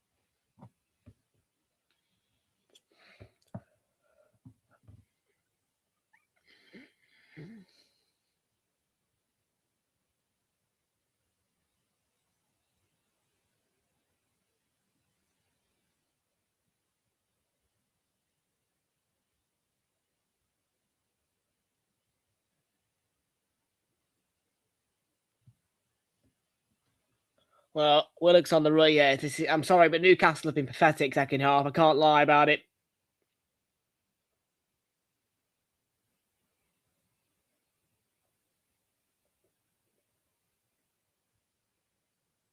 Fair play to Marmouche, though, with the 2 goals second half.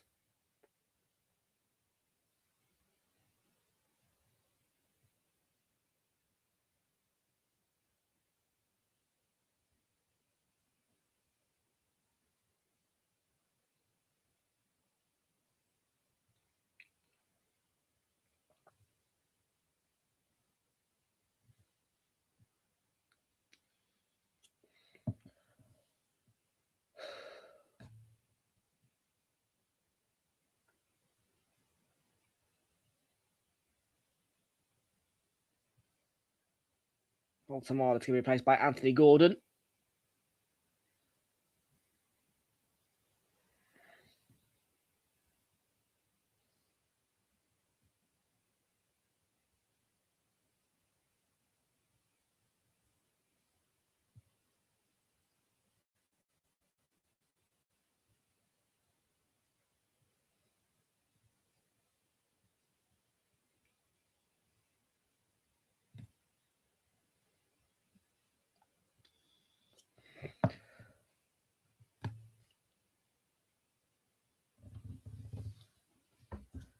Antoine Semenyo is going to come on for Manchester City shortly.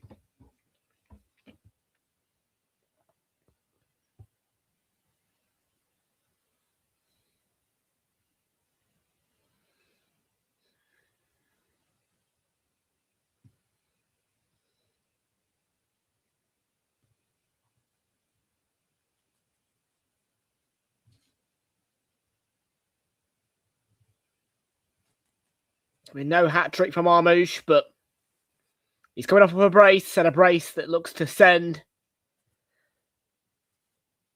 Newcastle out of the FA Cup.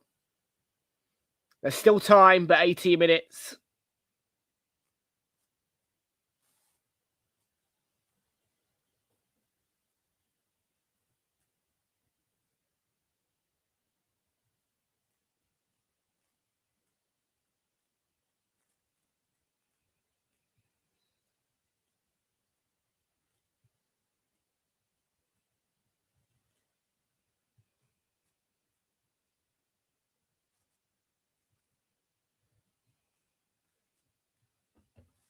Foul by Nunez.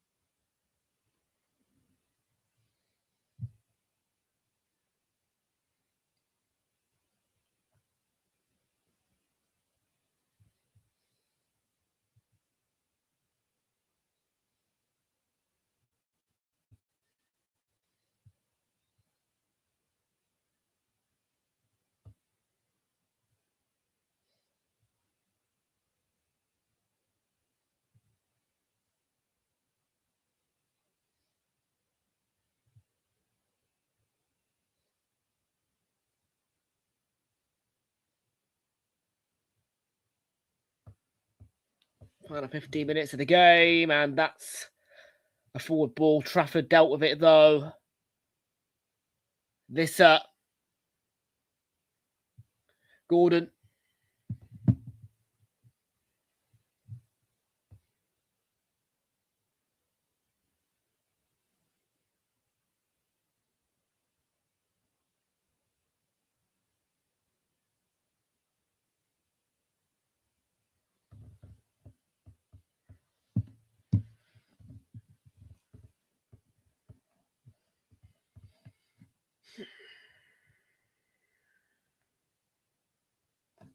Joe Willock.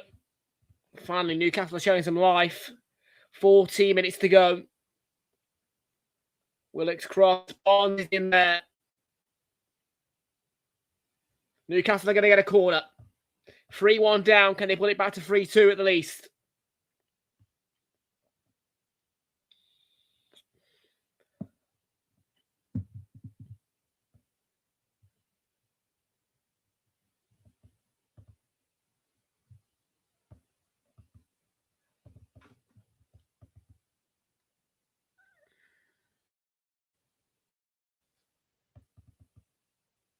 Lewis Hall to take the corner. Pacey and floated.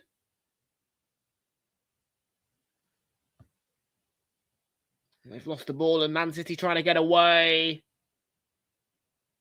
Joel Linton's going to get a booking here for the foul.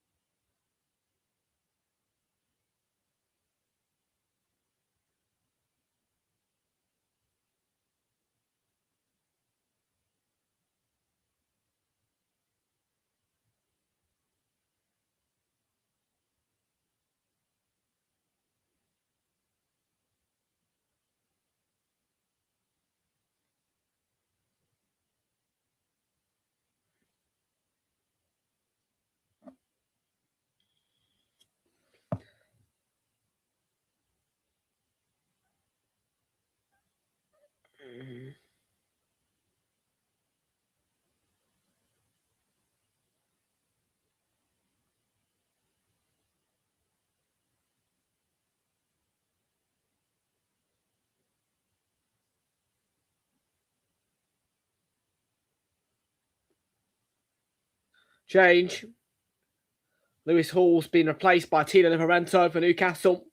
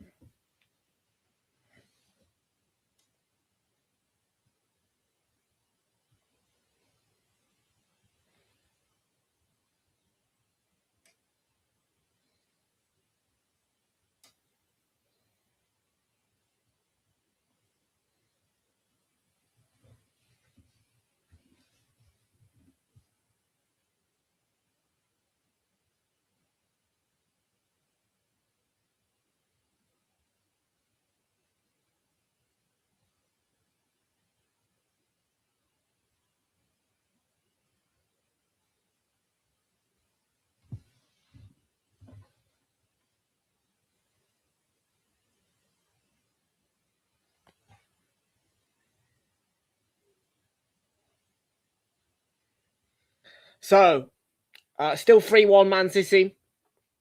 Game's absolutely dead rubber, if you're asking me.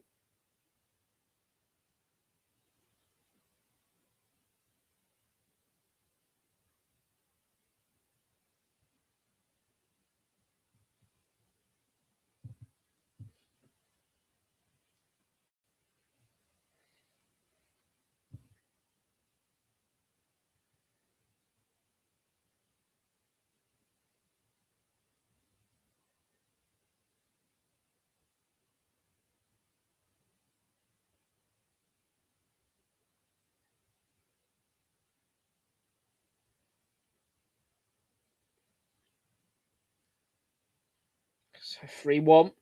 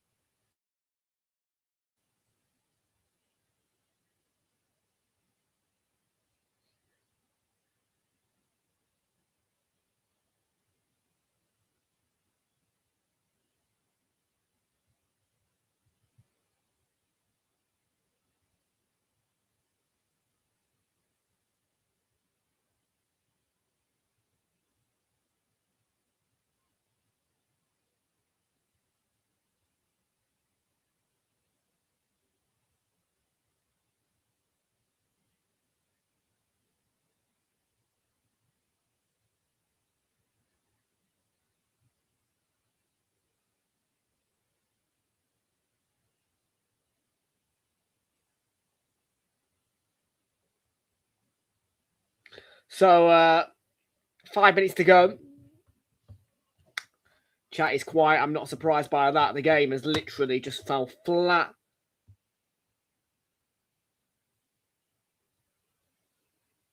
on its face.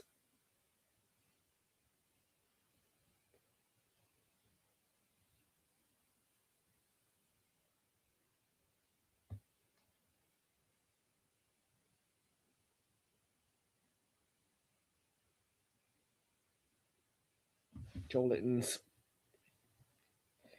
frustrated. Bad foul on Semenyo. Sucked in.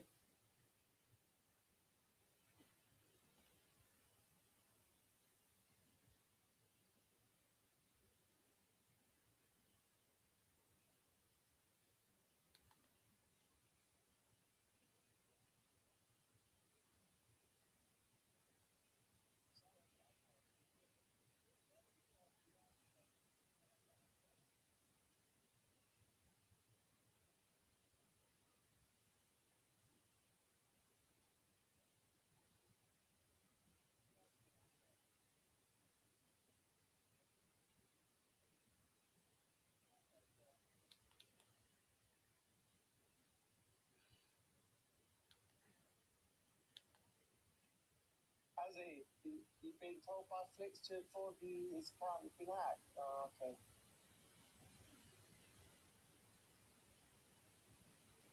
So not long left, and not much life in this game. Hello, official team. How are you getting on? Thanks for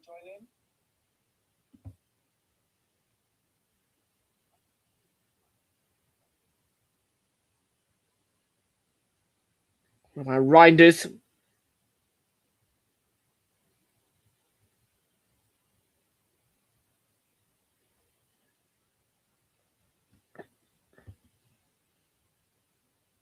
And Cherky.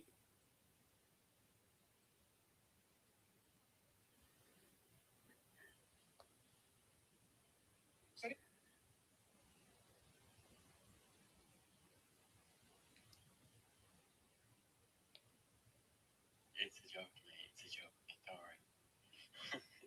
I want to see what the charity says.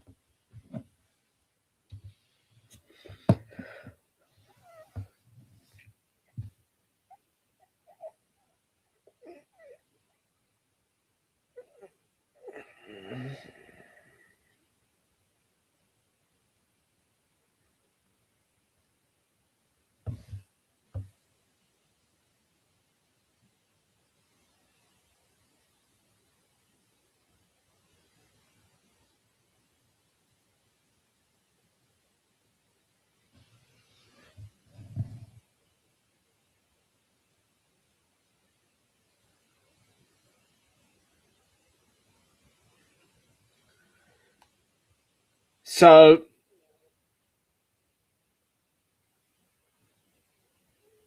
probably Newcastle's only real opportunity at trophy is about to dissipate.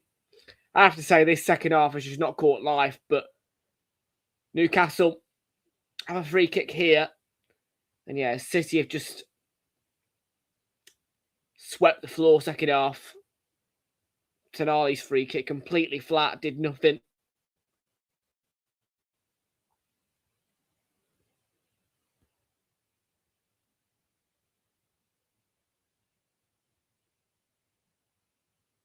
Here's Semenyo to potentially wrap it up for City.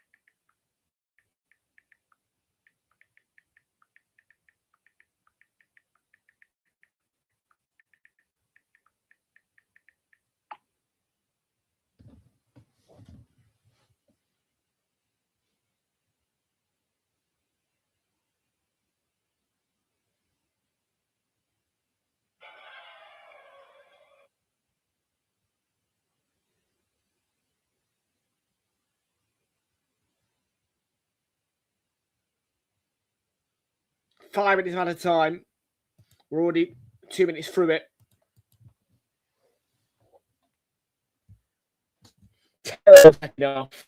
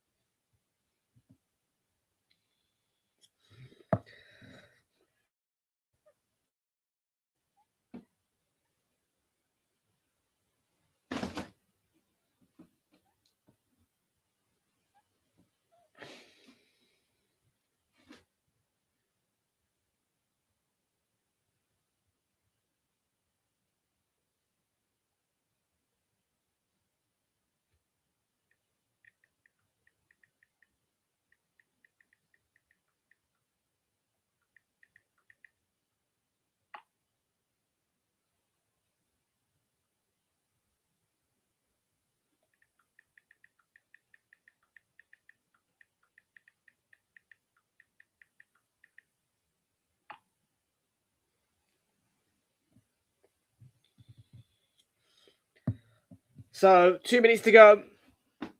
And yeah, this is dead. Over.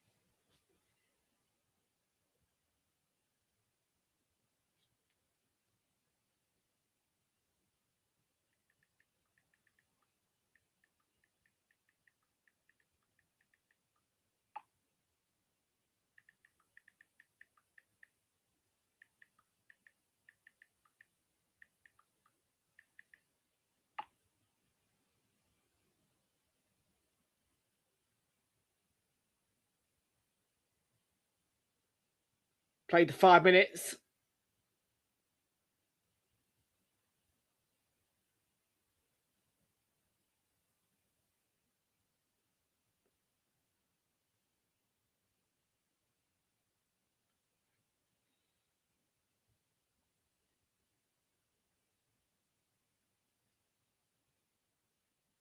That's full time. And what an absolute dead rubber ending. Thanks for watching. We'll see you all tomorrow for more FA Cup action. You can join us at 1:15 for Port Vale against Sunderland. Bye-bye.